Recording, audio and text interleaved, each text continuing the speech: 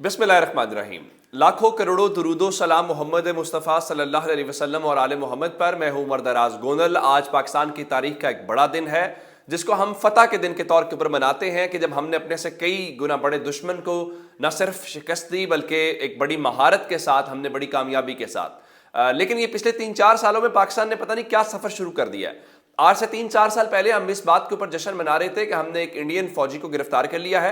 न सिर्फ गिरफ्तार कर लिया है बल्कि उसका जो तैयारा है वो भी मार गिराया है। और फिर हमने उसको चाय पिलाई। चाय पिलाने के बाद फैंटास्टिक टी की हमने बातें सुनी और उसके बाद हमने उसको रात गए छोड़ के दुनिया को अमन का पैगाम दिया और बताया कि देखें, हम चाहें तो रिटेलिएट करेंगे, चाहें तो हम अमन का पैगाम देंगे।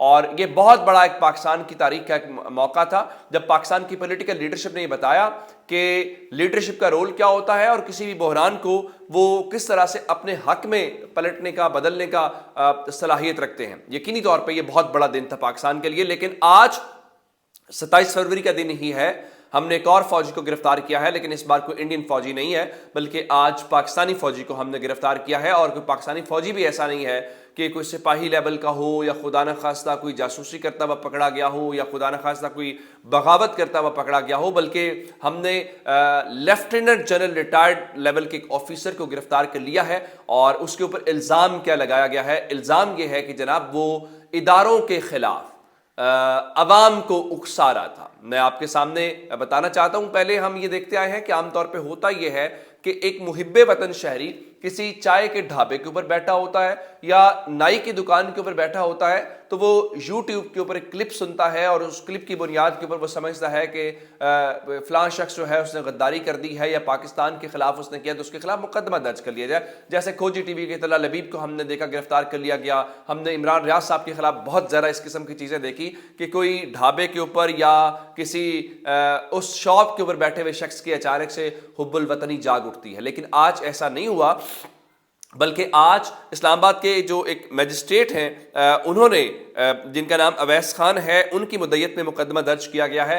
और उन्होंने बताया है कि वो बोल न्यूज़ का एक शो देख रहे थे। उस शो के अंदर एक एंकर ने सवाल किया और एंकर के सवाल के जवाब में जो कुछ आगे जवाब आया, उस जवाब के अंदर जिसमें उन्होंने कहा कि लोग दफ्तरों में नहीं जाएंगे, इस किस्म की बातें की, तो कहा गया नहीं जी, ये सरकारी मुलाजमों और उनको उकसाने वाली, बगावत पे उकसाने वाली बातें हैं। तो अब इदारों के खिलाफ उकसाने के इल्ज़ाम में न सिर्फ गिरफ्तार कर लिया गया है बल्कि उनको घर से गिरफ्तार किया गया। अब मालूम नहीं है कि उनको कब कचहरी के अंदर पेश किया जाएगा। थाना रमना में उनके खिलाफ मुकदमा दर्ज किया गया है। और इसमें हैरान कुन बात यह है कि उनकी उम्र जो है वो 80 साल है। तो हमने अल्हम्दुलिल्लाह पिछले 3-4 सालों में ये कामयाबी की है कि पहले इंडियन फौजियों को गिरफ्तार करते थे, हम अपने 80 साल अपने बुजुर्गों को, रिटायर्ड फौजियों को गिरफ्तार करना शुरू कर दिया।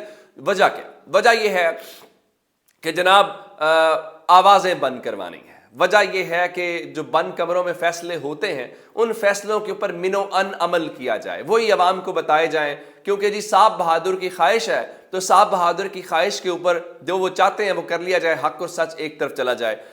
इसके ऊपर अब से थोड़ी देर पहले फवाद चौधरी साहब पाकिस्तान तहरीक इंसाफ ने इसके ऊपर रद्दमल दिया है। वो कहते हैं जी 80 साल जनरल अमजद शैब की गिरफ्तारी सवाए मजीद नफरत और बेचैनी के कुछ नहीं देगी। महज तनकीद पर इतने सीनियर फौजी जनरल की गिरफ्तारी इंतहाई गलत रिवायत है। अमजद शैब को फौरी रिहा किया जाए, जोश से नहीं होश से काम करने का वक्त है। मुल्क संगीन बहरानों में घिरा हुआ है, मजीद बहरान पैदा ना किए जाएं। अब उनको कौन बताए कि इस वक्त जो बहरान है वो मजीद बढ़ाने का जो फैसला है वो कौन कर रहा है? अब इसके पीछे पर्पस क्या हो सकता है, मकसद क्या हो सकता है, या किसकी गिरफ्तारी के ऊपर आप अगर उसकी FIR मुकदमे की पढ़ें तो बहुत वाज़े अंदाज में नज़र आ रहा है कि ना तो इस गिरफ्तारी की कोई वजह समझ आती है, ना कोई तुक बनता था। और FIR इंतहाई कमज़ोर है, जिस पर लग ही रहा है कि किसी के लिए फरमाइशी प्रोग्राम, किसी की अना की तस्कीन के लिए किया गया है। लेकिन इससे मसला हल नहीं होगा, इससे आवाज़ें देखें, बात बहुत सादा है। अगर आपके बयानिए में, आपकी किसी बात में वजन हो तो लोग आपको सुनेंगे। अब अगर आपकी बात में वजन नहीं है और आप कौम की बात नहीं सुनना चाहते और आप कहते हैं ज़बरदस्ती लोग आपकी बात सुने, तो ये ज़माना गुजर गया, अब होता हुआ नज़र नहीं आ रहा। और इस वक्त जो आप क्राइसिस का शिकार हैं, यही क्राइसिस है कि आप ग्राउंड रियलिटीज़ को एक्सेप्ट नहीं कर पा रहे, आप हकाइक को एक्सेप्ट नहीं कर पा रहे, आपको अंदाज़ा है नहीं है कि हकाइक इस वक्त क्या है। दूसरे नंबर के ऊपर मैं आपको बताना ये चाहता हूँ رات کو ایک اور جو شرلی چھوڑی گئی ہے وہ یہ ہے جی، جیل کے اندر شاہ محمود قریشی، اسد عمر اور اعظم سواتی کے درمیان ہاٹ آرگومنٹ ہو گیا، جس کی وجہ سے انہیں الگ الگ جیل میں رکھا گیا۔ ایک تو یہ عامر میر جو ہے پنجاب کا نگران وزیر اطلاعات، حامد میر صاحب کا بھائی ہے، پروفیسر وارث میر کا بیٹا ہے۔ ایک تو یہ صحافیوں کو چونکہ لت لگی ہوتی ہے عہدے لینے کی، تو اب وہ چونکہ ایک سیاسی آدمی ہے اور اس کو وہ حکومت کر رہا ہے، اور حکومت بھی ایسی کہ آپ نے کل راجن پور کے الیکشن کے اندر دیکھ لیا کہ پنجاب کی کتنی ایک غیر جانبدار حکومت ہے۔ تو وہ ٹی وی کے اوپر بیٹھ کے کہہ رہا تھا جی پہلی رات کوٹ لکھپت جیل میں شاہ محمود قریشی، اسد عمر اور اعظم سواتی کے بیچ جھگڑا ہوا، جس کی وجہ سے انہیں الگ الگ جیل کے اندر رکھا گیا، اور اس کے مطابق جی وہ ایک دوسرے کے اوپر الزامات لگا رہے تھے کہ میں تمہاری وجہ سے گرفتار ہو گیا، اور وہ کہہ رہا تھا میں تمہاری وجہ سے گرفتار ہو گیا۔ یہ ہیں وہ لوگ جو پراپوگنڈا کرتے ہیں، یہ وہ لوگ ہیں جو جن کو زمینی حقائق کا علم نہیں ہے، جو زمینی حقائق کے مطابق نہیں چلنا چاہتے، جو طاقت کے مراکز کے ساتھ چلنا چاہتے ہیں۔ وہ کہتے ہیں کہ یہ شرلی چھوڑ دے، تو ٹی وی پہ جا کے وہ شرلی چھوڑ دیتے ہیں۔ اس شرلی میں کتنی ہوتی ہے وہ آپ خود فیصلہ کر لیتے ہیں، لوگ اس کو ماننے کے لیے بھی تیار ہوتے ہیں یا نہیں ہوتے، لیکن بہرحال ان کو جو ہے وہ ہمیں نظر آتا ہے۔ اب میں آپ کو بتانا چاہتا ہوں کہ ان سب کو سمجھ کیوں نہیں آ رہی، سمجھ عوام کا فیصلہ، عوام کا موڈ، خاص کر پنجاب کا ان کو سمجھ نہیں آ رہا۔ یہ ابھی تک بہت پرانے ہیں کہ جناب علی کل تک جو شخص 4000 ووٹ لیتا ہے وہ آج تحریک انصاف کے ٹکٹ کے اوپر 90,000 ووٹ لے لیتا ہے۔ اور حیران کن طور پہ میں آپ کو ایک اور بات بھی بتا دوں، جعفر خان والی جو سیٹ خالی ہوئی، جہاں پہ رات کو محسن لغاری صاحب پاکستان تحریک انصاف کے ٹکٹ کے اوپر کامیاب ہو گئے N93، آپ کو پتا ہے کہ یہ محسن لغاری صاحب کا بنیادی یا آبائی حلقہ ہے بھی نہیں ہے،